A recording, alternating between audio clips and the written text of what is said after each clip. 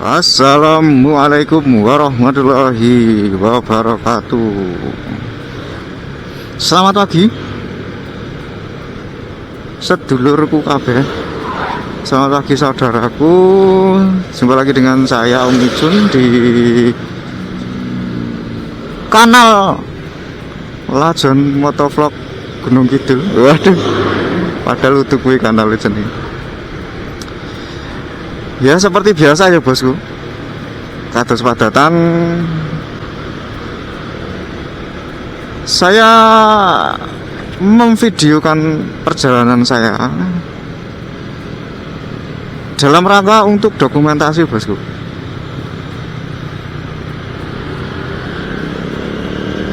Karena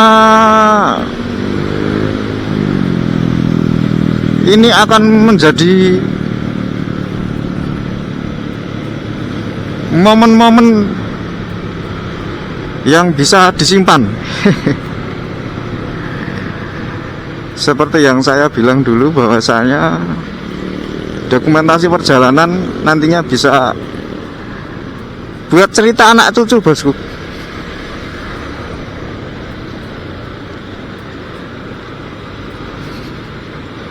Apa yang saya lihat di perjalanan ini akan saya sampaikan ke anak cucu nanti. Halo Simbah wis bisa maju bentino.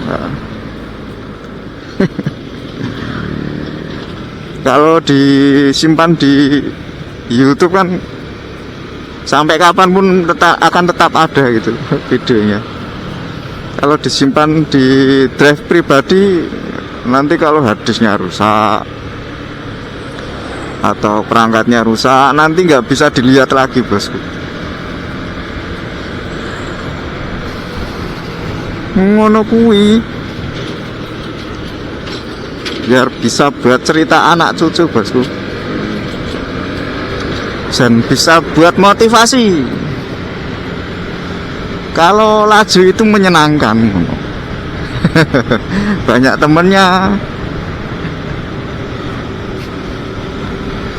banyak hal-hal unik di jalanan yang lucu-lucu lah pokoknya yo, unik pokoknya. Ngono kuwi.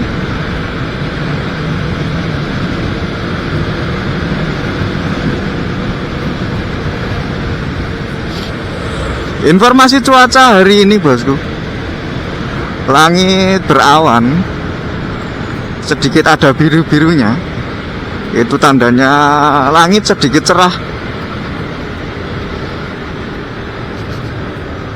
Dan kondisi lalu lintas pun juga bisa dikatakan landai, slow bosku.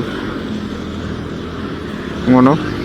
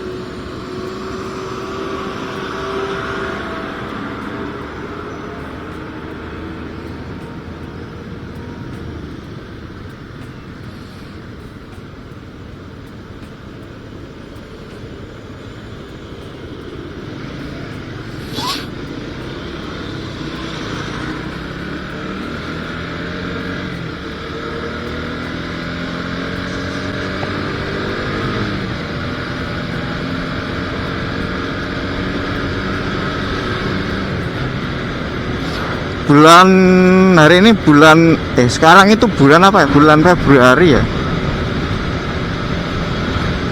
Bulan Februari itu curah hujannya lumayan tinggi karena bulan Maret akan menjadi puncak musim hujan ngono bosku. Jadi sudah mendekati musim kemarau. Makanya curah hujan bulan Februari Maret ini lagi deres-deresnya. Kayak rinduku padamu. Opo?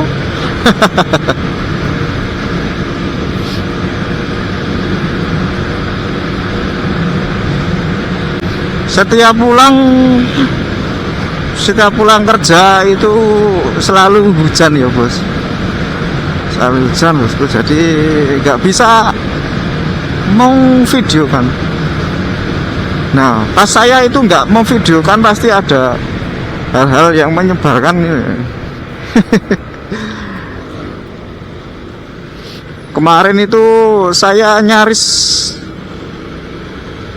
mencium motor ya, karena ya nggak tahu itu kayaknya masih di bawah umur.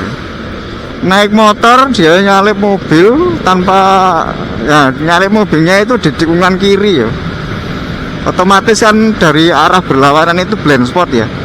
Nah posisinya saya itu ya lumayan kenceng lah, di angka 70 km per jam lah kalau nggak salah ya. Nah belok ke kanan, tiba-tiba ada motor apa tiba-tiba ada motor nyalip, dan nyalipnya itu santai, dan ternyata dia itu adalah anak usia di bawah umur itu. Wah, langsung kaget aku, ngerem set. Kalau tak video unik itu. Lah untung kok nggak keserempet atau apa, untung saya refleks gitu loh, refleks banting kiri otomatis.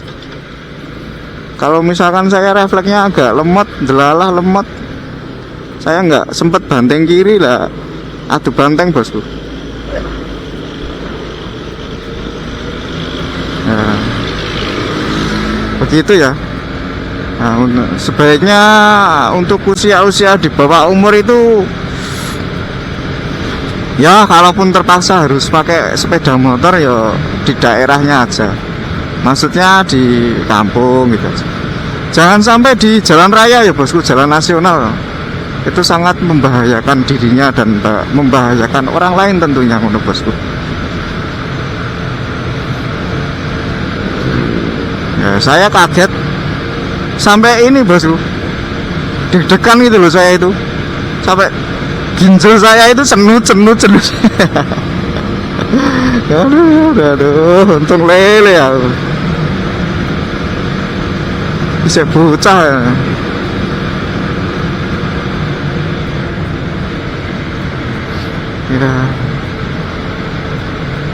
ya dia pakai helm sih ya, pakai helm. Nah kalau pakai helm cuman nah kayak gini loh, kayak tadi itu loh modelnya itu.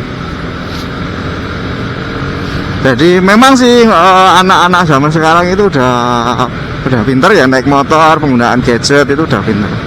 Cuman untuk manajemen dan controllingnya itu belum sempurna. Yang dewasa aja controllingnya atau manajemennya juga sering meleset, apalagi anak di bawah umur itu loh, emosinya belum bisa dikontrol gitu loh bosku, sehingga belum bisa membaca situasi. Oh kira-kira ini kalau saya nyalip ini berbahaya enggak ya gitu. Kalau saya nyalip itu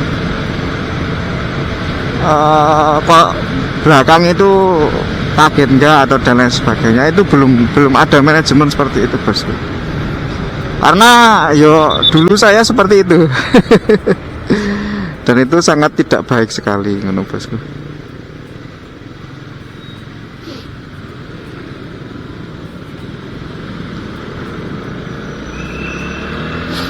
Nah, wong biyen zaman biyen ki urung batuk kuping.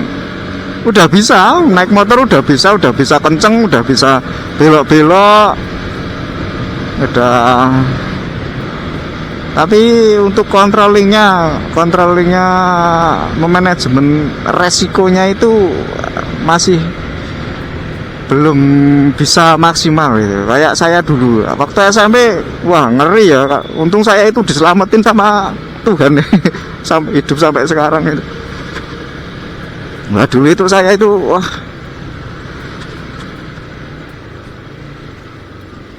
ngeri pokoknya dulu itu. Saya itu SMP itu udah ke Baron itu balapan sampai ini ya, sampai tikungan itu kebablasan. Untung itu nggak ada bis atau nggak ada apa gitu, mau masuk jurang gitu, dan alhamdulillah itu selamat. Terus jatuh terseret motor gitu ki, alhamdulillah itu masih diselamatkan gitu. Nah dari situ saya belajar, oh bukti memang controllingnya itu belum bisa gitu. Kalau anak usia segitu tuh saya juga belum bisa gitu. Oh nanti ini bahayanya apa nanti kalau kayak kecepatan segini tuh kalau belok nanti bisa kebablasan atau enggak, itu belum ada gitu. Memang intinya yo sepenting banter ngono kuwi, belum mikirkan bahayanya. Saya bisa ngomong tadi seperti itu, anak usia di bawah umur jangan naik motor dulu itu karena yo memang saya dulu mengalami gitu bosku, memang belum bisa. Jadi sebisa mungkin jangan dilarang untuk belajar naik motor dari usia ya sebisanya dia gitu ya. Nggak apa-apa naik motor, cuman dibatesin ya, jangan sampai ke jalan raya dulu. Kalaupun mau naik motor ya deket-deket dan harus ada pengawasan ngono bosku. Jangan diberikan motor misalkan, itu sangat tidak baik untuk dia.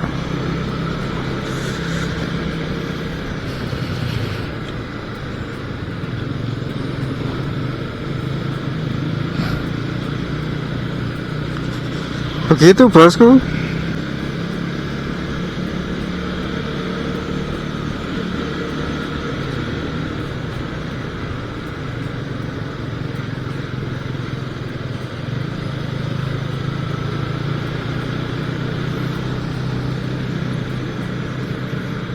Nah, sebaiknya saya itu harus nyalip kayak.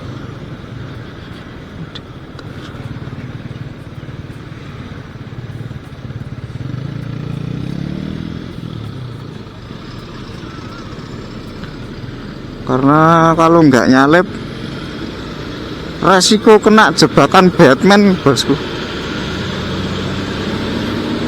Entah itu lubang, entah itu apa.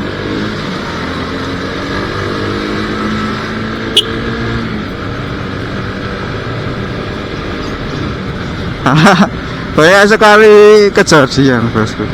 Ini untuk pengalaman aja ya, untuk pengetahuan kita sebagai anak lajang. Kalau di belakang mobil itu otomatis kita tidak akan fokus. Kalau saya ya, itu otomatis saya tidak akan fokus, karena saya akan fokus melihat kendaraan di depan saya, mobilnya itu akan fokus melihat bisnya, terhipnotis. Kalau mobil di depan saya akan melihat mobilnya itu loh, tanpa melihat jalan dan ke kondisi sekitar. Itu otomatis kalau saya, dan kemungkinan kebanyakan seperti itu. Jadi kita terlalu asik melihat mobilnya atau terlalu asik melihat bisnya atau tulisan yang menempel di bisnya. Kayak tadi aku kalau aja tadi membaca ADP Tour, terus apa jenenge Outbound to Yogyakarta SMP 1 Jenangan gitu, saya otomatis baca ya. Biasanya seperti itu ya, kena jebakan Batman jalanan, terlalu asik terhipnotis dengan pantat mobil atau pantat bus atau pantat kendaraan lain. Akhirnya tiba-tiba ada lubang, wes juga nggak bisa terhindari.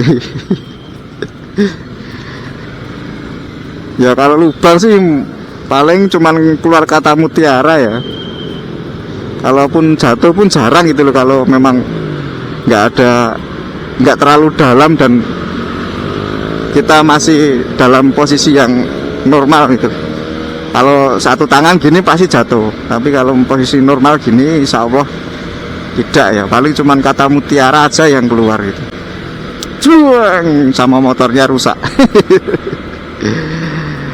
Ya jatuh itu kemungkinan kecil. Nah, kalau misalkan nih, karena pernah juga gitu loh, ada yang di belakang mobil kayak gini, di belakang HS, wah kepengen HS sampai tenan ya bentuknya ya, misalkan kayak gitu. Nah tiba-tiba HS-nya itu menghindari batu bos, set. Nah yang belakang itu nggak siap, dan akhirnya ya wes terjatuh. Nah bosku, berbahaya sekali kalau di belakang kendaraan roda 4, karena tidak tahu kondisi jalan depannya, kayak blind spot gitu ya nih.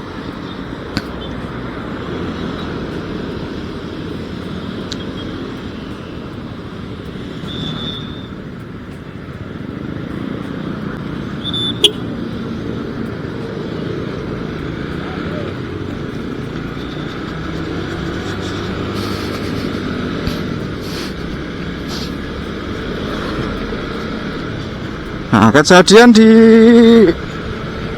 dulu itu ada beberapa kendaraan ya di belakang mobil.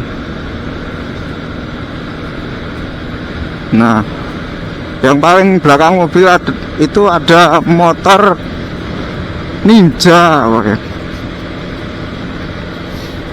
Nah, dia mau nyalip karena ada lawan arah, dia kembali menghindar gitu loh. Selamat satu step. Nah di belakang mobil lah kok tiba-tiba mobilnya itu menghindari apa namanya, pembatas jalan itu loh, kun apa ya.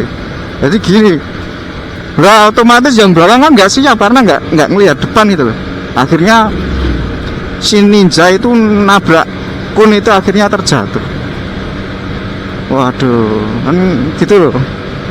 Itu nggak jauh-jauh lah contohnya, itu orang lain ya, itu saya sendiri itu di belakang mobil itu nabrak Avanza itu, pas tabrak belakang itu ya karena seperti itu ya. Kita terlalu terhipnotis dengan kendaraan di belakang, di depan kita. Ya terlalu terhipnotis melihat kondisi mobilnya. Pokoknya terhipnotis lah, nggak tahu entah itu mobil bagus atau mobil biasa atau mobil apa, pickup atau mobil apa, itu pasti kita terhipnotis melihat mobilnya itu. Nah akhirnya mobilnya itu ngerem dadak, dan akhirnya saya nggak bisa mengkondisikan rem saya, tetap nggak nyampe itu ya, akhirnya nabrak jeleng. Nah seperti itu ya, karena di depan blind spot, terus kemudian karena kita terlalu fokus terhadap pantat mobilnya itu, kita terhipnotis. Begitu bosku. Ya buat pengalaman ya, sebisa mungkin kalau di belakang mobil itu memang baiknya ada dua pilihan ya, antara menyalip atau jaga jarak bosku.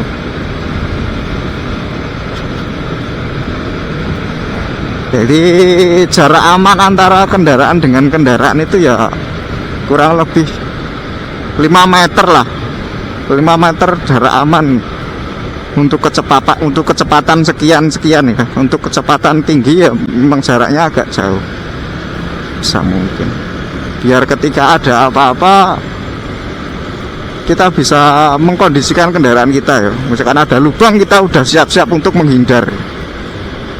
Ketika ada mantan, kita juga udah siap-siap untuk menghindar gitu. Ya udah bosku. Jadi tidak terluka.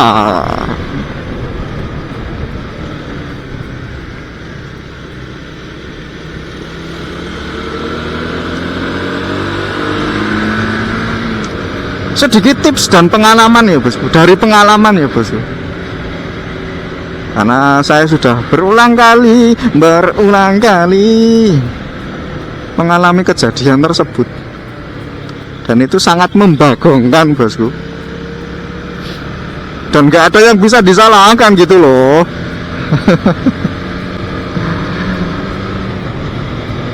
Kalau kita mau nyalakan mobilnya kok ya nggak salah mobilnya, kalaupun mau nyalahkan kita ya kok nggak salah gitu loh kita. Jadinya itu sangat merugikan sekali.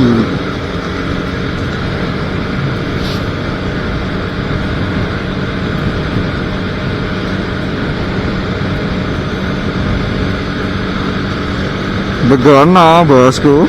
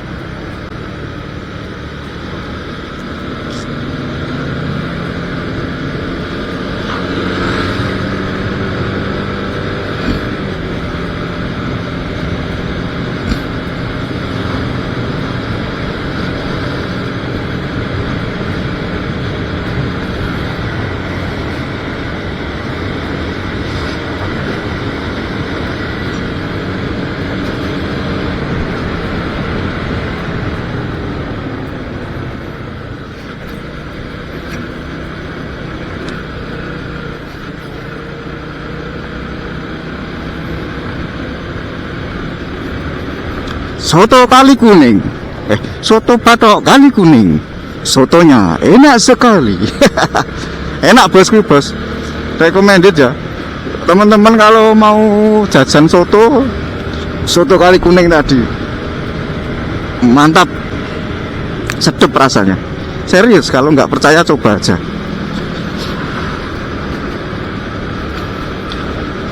Soto kali kuning, sotonya enak sekali. Toteng blonding.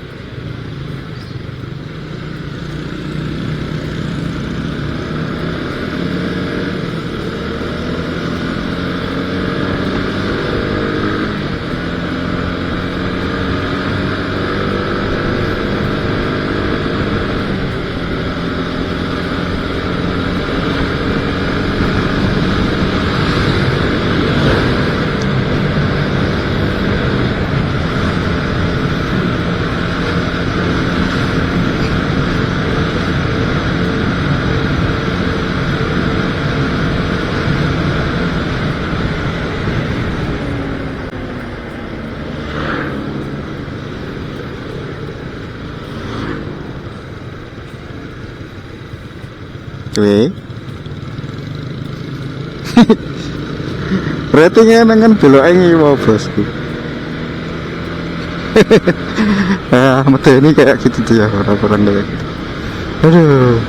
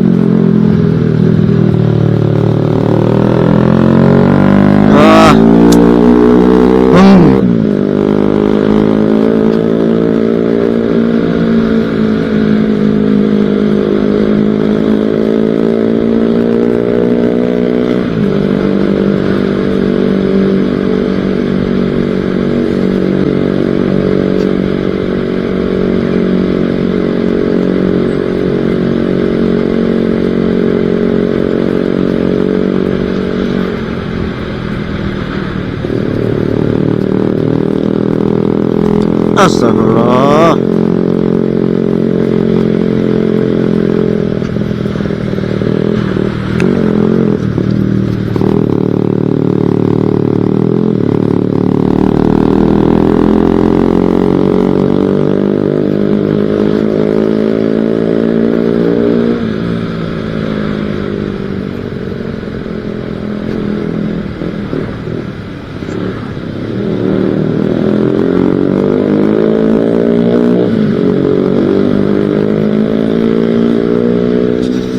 Di Kulon Progo ini ya udah ada peraturan dari warga atau dari masyarakat setempat bahwasanya untuk toko-toko otomotif dilarang menjual knalpot, yang knalpot ini ya, knalpot yang kayak gitu ya, yang knalpot apa namanya, gelombang, knalpot door, knalpot racing, dilarang menjual knalpot seperti itu. Itu di daerah Kulon Progo.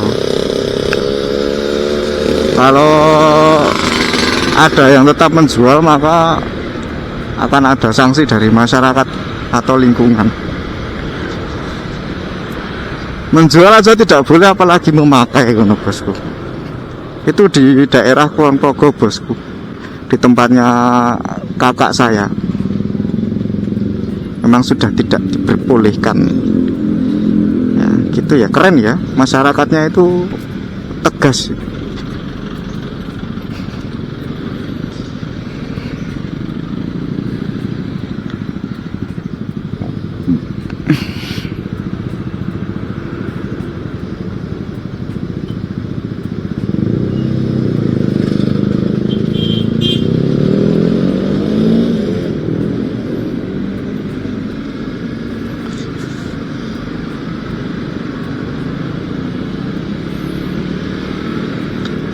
Dan misalkan itu diterapkan ke semua daerah, saya kira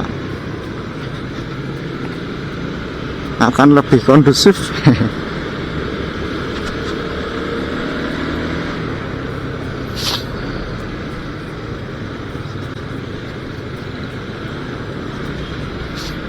Kalau knalpot yang racing tapi suaranya masih bisa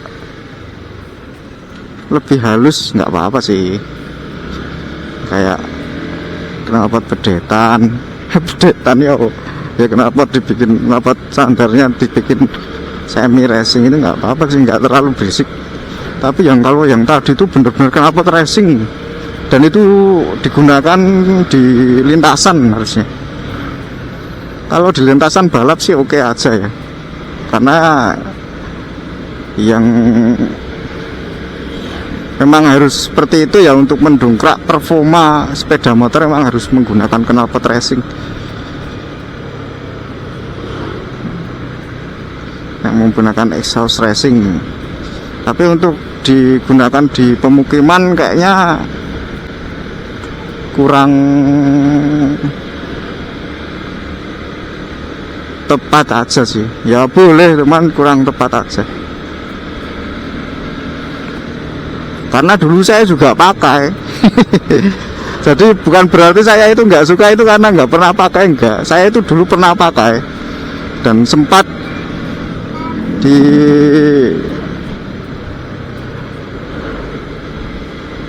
dibabet kunci ambek sama orang di pinggir jalan di daerah saya. Sampai dilempar kunci. Ya loro. Ya karena memang tak pikir-pikir, oh ya mengganggu sekali, apalagi ada orang sakit atau ada bayi yang masih kecil, itu sangat mesake, mengganggu sekali. Oke bosku, sudah sampai. Terima kasih sudah menemani perjalanan, semoga sehat selalu. Sekian dari saya, wassalamualaikum warahmatullahi wabarakatuh.